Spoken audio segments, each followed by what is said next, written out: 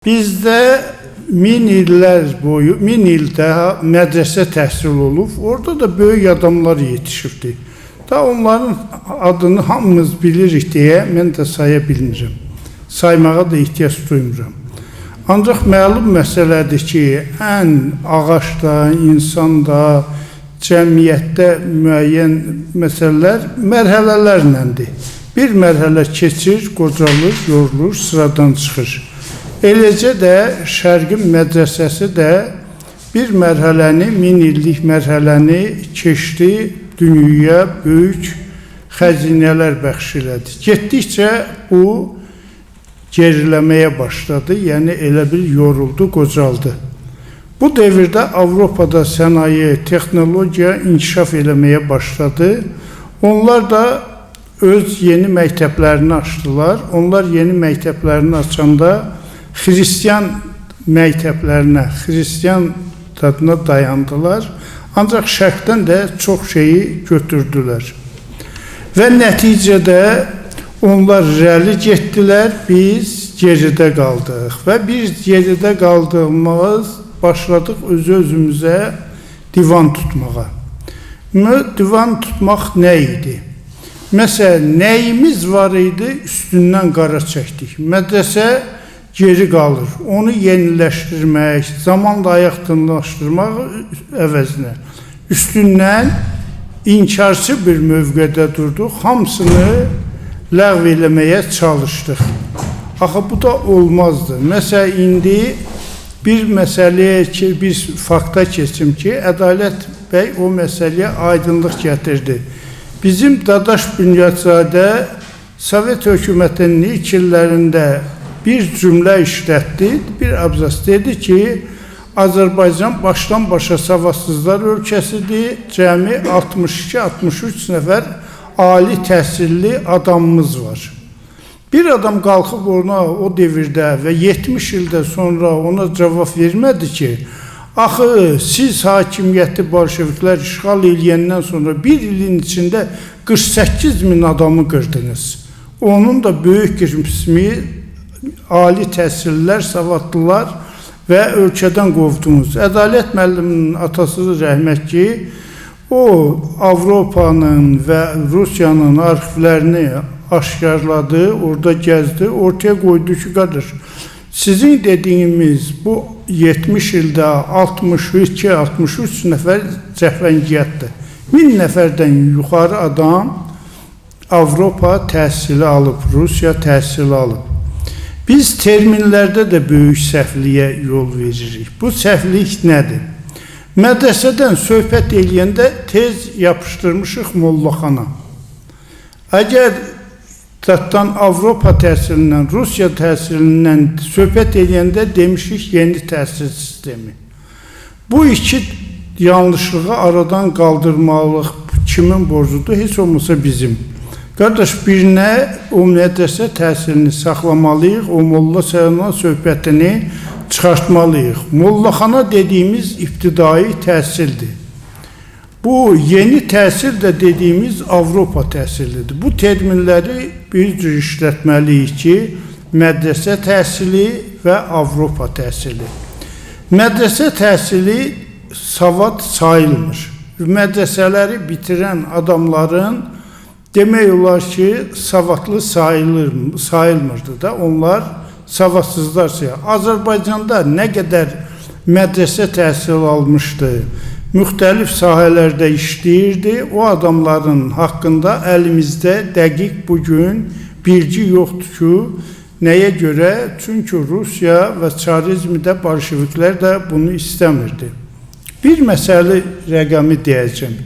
Bu rəqəm ondan ibarətdir ki, Rusiya Qafqazı işğal eləyəndə istəyirdi ki, bu xalqları kökündən ayırsın. O İlminskinin adını çəkdik. Bu İlminskinin də, bu başqalarının da 5 mərhələli ruslaşdırma siyasətidir ki, onun xristiyanlaşdırma 4-cü mərhələsində, 5-ci mərhələsində isə ruslaşdırma durur.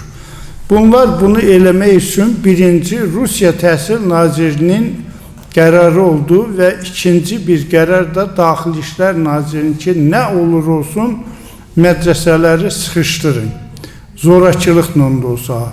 Qafqazda olan 970 neçə mədrəsədir, rəqəmə baxa bilmədim, dəqiq demədiyimə görə üzr istəyirəm. Bir ildə ondan neçəsi qalsa yaxşıdır, 450-yi qalmadı. Yarısını Rusiya sıradan çıxartdı.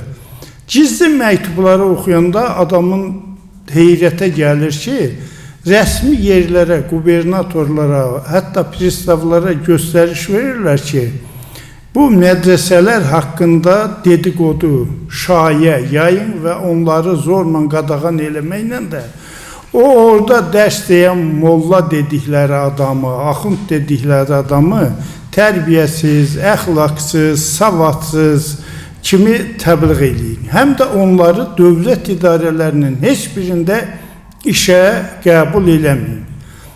Dövlət idarələrində bunu qəbul eləməsən, onda nə eləyək və məcbursan. Göstərişdə açıq aydın var ki, savadsız, rüşvətxor, xalq arasında hörmətdən düşmüş din xadimləri, din alimlərini işə götürün. Və bunu mən oxuyanda yadıma düşür ki, Sovikapenin sosialist ölkələrinə və Azərbaycan ikinci katiblərinə yazdığı təlimat. O təlimat çap olunubdur. Orada da deyilir ki, ali məktəblərdə, milli respublikalarda, xüsusən müsəlman respublikalarında ali məktəblərə qəbulu çalışın ki, rüşvətlə olsun, vəzifələrə götürdüyünüz adamları savadsız olsun və bu adamların çalışın ki, etnik kimliyi fərqli olsun, xüsusən də arvadları milli yönlü qadınlar olmasın, qeyri-milli ruslar və başqalar olsun. Baxıram, çarizmin qoyduğu qayda ilə Sovet hökumətinin yeritdiyi təlimat arasında elə bir dəyişiklik yoxdur.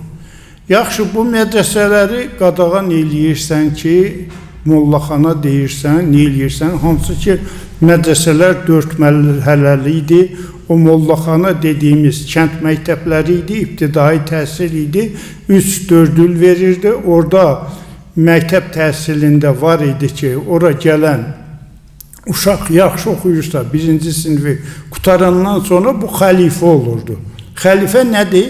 Özündən sonra gələnlərin, uşaqların üstünə nəzarət eləyirdi, onları öyrədirdi, müəllimin verdiyi tapşırıqları necə yerinə yetirdiyini nəzarət edirdi. Bu ona nəzarət eləyə, gərək ondan yaxşı bilə ki, şeiri də düz bilənə, həm də onun dedikləri təkrarlanırdı, bunun beynində qalırdı. Yəni bu başqasına öyrədə-öyrədə özü də öyrənib qalırdı. Buna adlanırdı məktəb.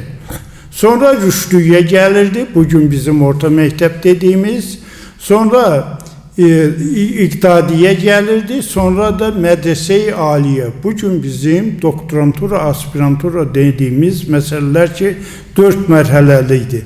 O 4 mərhələli olsa da forma, struktur çox gözəl idi, lakin onu biz yeniləyə bilmədik. Maraqlı rəqəmlər var, xüsusən arxiv sənədlərini adam oxuduqca heyrət eləyir. Buradan Nəsib bəylə telefonda danışanda dedi, Qafqazdan, kömrükdən keçən hardasa da 42 put, orada putla yazılıb da onu kiloya hasır eləyə çevirə bilmirəm. Kitab, qəzet, jurnal tutulub İrandan və Türkiyədən, Misirdən gələn. Onları burada senzur çatdırmır, yəni nədirsə də hamısını göndəriblər Kazanda ki, senzur idarəsi yoxlasın, görsün ki, bu kitablar Rusiyanın daxilində yaymaq olar ya yox. Nəsib bəy məndən xəbər aldı ki, adları nədir? Dedim, Nəsib bəy, o kitabların adları o qədər ora düşmür. Çünki siyahı həddən artıq uzun olardı. Yəni 42 put hardasa da bir 300-400 kiloyu gələrdi də, 300-400 kilo kitabın da ad-bad yazsaydılar nə olurdu. Orada baxdım, Kazandan verilən Zaqafqaziyə cavaba. Cəmi o qədər kitabdan 6 kitab geri qaytarılıb ki, bunlar olar. O kitablara baxdım. O kitablar da əsasən Quran və İslam təriqətləri haqqındadır. Yəni bu təriqətlərdən Rusiya öyrənib çox məharətlə xalqı bir-birinə qarşı qoymaq üçün istifadə edirdi.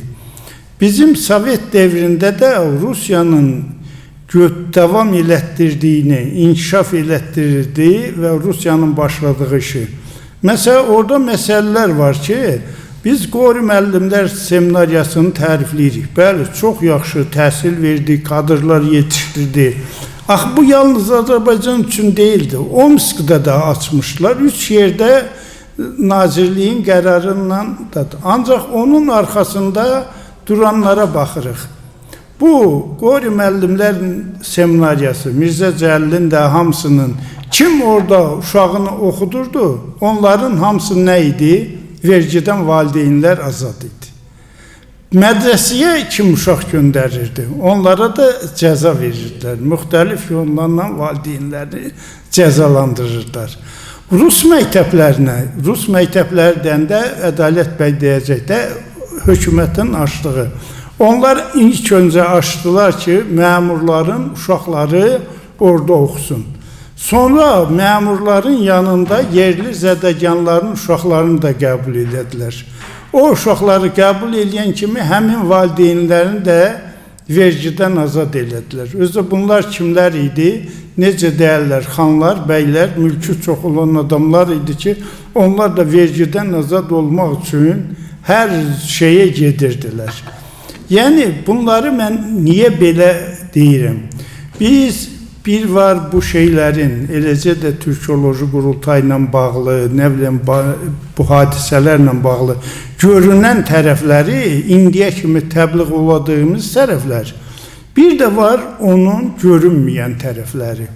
Bugünkü təhsilimiz gözəldir, hamımızın bura yığılması, elmi konferanslar keçirilməsi, bir-birimizlə daha sıx ünsiyyətdə olması üçün Avropa təhsilinə borçluyuq. Bəli, sağ olsunlar. Bu cəhətdən bizə böyük kömək elədilər. Ancaq hələ bununla bağlı arxada nə siyasət yeridir, biz onun çoxunu bilmirik. Yəqin ki, Çar Rusiyasının arxivlərinin sənədlərini indi bugün açıb oxuduğumuz kimi, bunun arxasında olanları da yəqin ki, 50-100 ildən sonra görəcəyik. Niyə bunları mən deyirəm? 50-100 ildən sonra deyəcəyik. Yəni, bu nə biz Avropa təhsilini, ya nə texnologiyanı, ya inkişafı bugün əleyhinə gedə bilmərik. Getməkdə olmaz. Onları öyrənməliyik, lakin onların arxasında nə var, nə durur, onları da bilməliyik ki, onların o mənfi cəhətlərindən canımızı heç olmasa görək qurtara bilirikmi? Yəni, beynəlxalq aləmə, dünyanın inkişafında biz olmaq istəyiriksə də, yalnız onların bizə nə xörək verirlər, nə yedirdirlər, onu yeməməliyik. Çalışmalıyıq ki, ona qarşı bir dirənişimiz də olsun, özümüzünkünü də ora qoyuq. Qarşıdan da o Türkoloji Qurultay gəlir, bu Türkoloji Qurultayda da biraz bu məsələləri daha geniş danışacağıq ki, yəni Rusiyanın, eləcə də imperialist dövlətlərin bu ruslaşdırma siyasəti, bayaq Ədalət bəy dedi, xristianlıqdan sonra, xristianlaşdırmadan sonra gələn bu siyasəti orada bir çox elementlərini açıq-aydın görürük. Çox təəssüf ki, Türkoloji Qurultayı biz yaxşı təbliğ eləmişik ki, bizə bu xeyir verdi, bu xeyir verdi, bu xeyir verdi. Ancaq dəydiyi zərərləri indiyə kimi deməmişik. Qəribədir ki, orada Türkoloji Qurultayı ilə bağlı Gürcülərə, Ermənistana, Moskvanın başqa münasibəti var. Azərbaycana tamam başqa münasibəti var. Özdə açıq-aşkar yazırlar. Azərbaycanda rəhbər vəzifələrə, əsas yerlərə erməniləri yerləşdirmək lazımdır ki, bu ermənilər biz tapşırıq versək də, verməsək də müsəlmanlara qarşı bir nifrətləri var. Bu divanı tutacaqlar. Qəribədir, Azərbaycan Mərkəzi Komitəsinin katibi olan Mirzayan qurultay başlamamış Mikoyana yazır ki, Mikoyan da kim idi o dövrdə? Rostov Vilayət Partiya Komitəsinin birinci katibi də belə. Moskvadakı Mərkəzi Komitənin katiblərinə yazmır. Mikoyana yazır ki, təcili Bakıya gəl, burada oturaq məsləhətləşək, bu qurultaya gələn adamların seçilməsində bizə kömək elə və filan işləri görək. Onun dalınca da Mikoyan ona yazır ki, mənim ora gəlməyim mümkünsüzdür də, mənim üçün təhlükəlidir. Sən bunu yaxşı olar ki, Zaqafqaziya Mərkəzi Komitəsinin katibi erməni Farev familiyası yadımdan çıxdı, ona yaz. Hansı ki, o devirdə orada Mərkəzi Komitənin birinci katibi kim idi? Gürcü Orcanagizə. Ona yox, erməniyə deyir ki, yaz. KGB'nin o devirdə 4-cü şöbəsi deyilən bir şöbəsi vardı. Qurultayla bağlı yazışmalarının bir qismi var. Ancaq Stalinə yazılmış o şifrovkalı telegramlar və o şifrovkalı telegramların cavabları hələ açılmıyor. Yəni bizim əlimizdə yoxdur. Orada da bu assimlə siyasətinin gözəl mənə elə gəlir ki, faktları olacaq ki, bunlar hansı işləri bizim başımıza gətiriblər, bizi hansı günə qoymaq istəyiblər.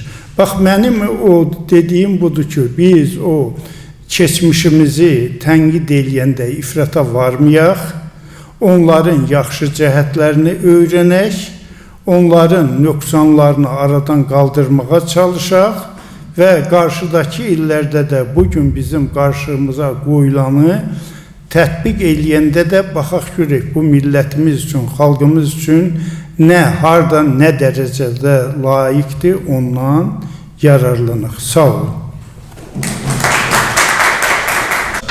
İndi xahişim budur ki, Bərtdən deyil ki, qoca kişi ilə danışırsan.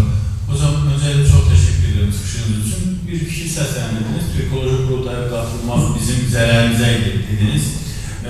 Bir də təkrar deyil.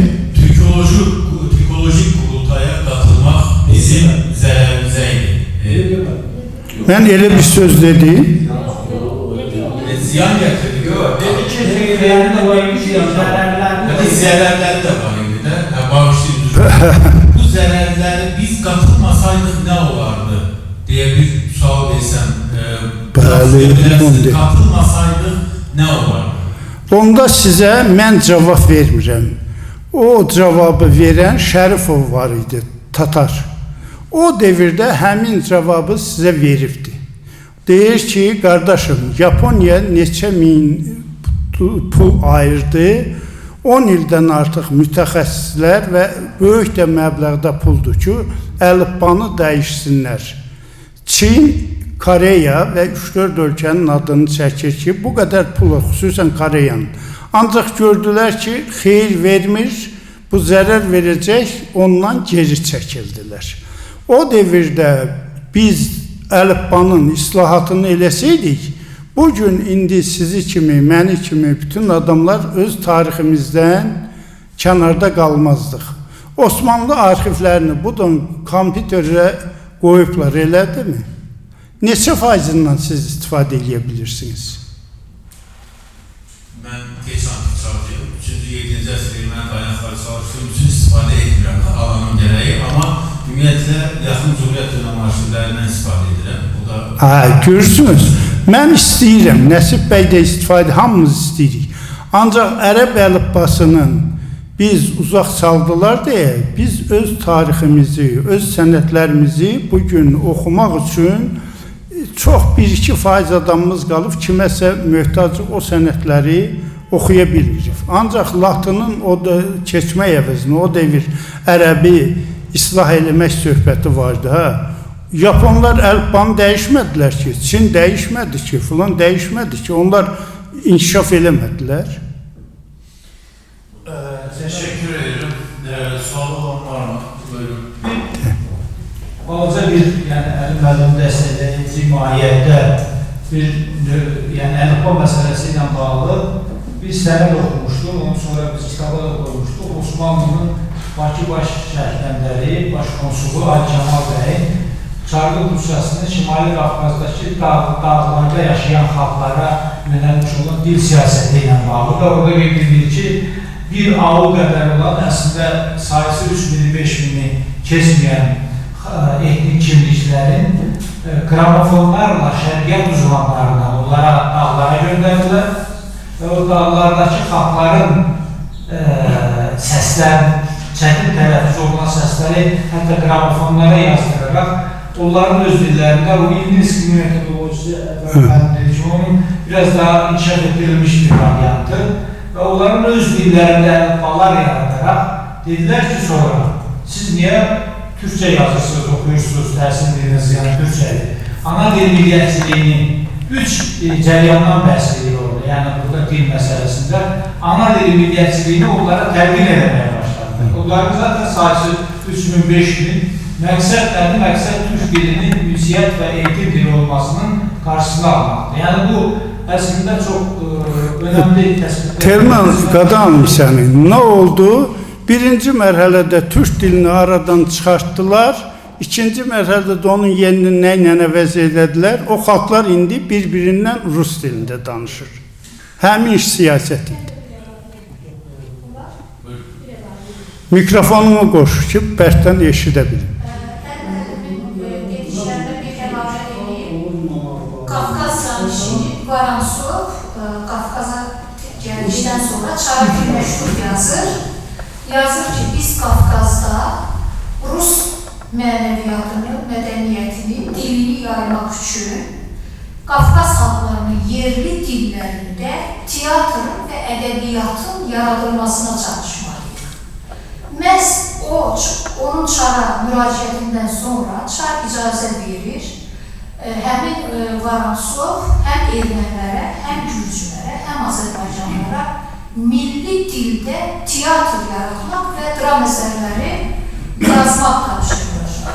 Azərbaycanlılardan da Mirzə Fətəli Axundova tapşırılır. Beləliklə də Mirzə Fətəli Axundov Azərbaycan türkçəsində, yəni milli dil dedikdə dram əsəri yazır və teatr oynanır. Burada da məqsəd ümumi, Qafqazda da vahid bir türkçə var idi, onu parçalamaq idi.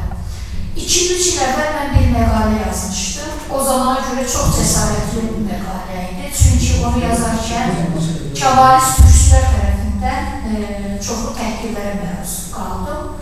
Mən yazmışdım ki, əlifba dəyişdirmək bir soyqırımdır. Həmin məqalə Türkiyədə Yazıçılar Birliyinin saytında yayınlandı.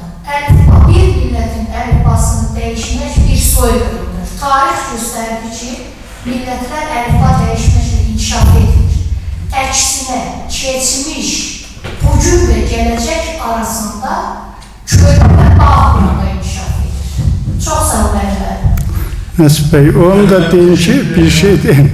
Orada bir fakta rast geldim. Yazır ki, Hristiyan qızlarla evlənənlərə 1200 neçə rubl, bunu Daxili İşlər Nazirliyinin məktubu daha, 1200 neçə rubl pul verilsin. Mən hesapladım ki, o 332 dənə qoyun eləyir. Yəni, bir Hristiyan qızı alsa, o devirdə də bizimkilər dolanmaq, nə eləmək üçün, bəli, yaxşı variant idi. Bir bazı bir sual da bu mürəkkəb məsələsində, məsələnin bu qədər çox tərəfi var ki, biri yaxşı olur, biri çətin deyil. İran əlifbanı dəyişmədi, Türkiyə əlifbanı dəyişdi. Hansı deyil? İndi o sizin sualınıza başka bir cevap verim. İran'da inqilab ne vaxt oldu? 79'da elə mi? Hər zaman inqilab... Yox da İrandakı 79'da. 79'da şah devrine de İran çox sürətlə inkişaf eləyib gedirdi. Yazılara baxaq. Onun qarşısını Avropa necə ala bilərdi? Yəni oradakı texnika, texnologiyanı, savadlıların başını qatmaq üçün inqilab elədilər. Əgər mən bu qənaətdəyəm ki, İranda 79-cu il inqilabı olmasaydı və o siz dediyiniz əlifba islahatı o devirdə başlasaydı, İran Avropanın Fransa, Almanya kimi inkişaf eləmiş bir dövlət. Türkiyədən də öncə 70-ci illərdə İran Türkiyədən çox irəlidə gedən bir iqtisadi ölkə idi. Mən bu fikirdeyim.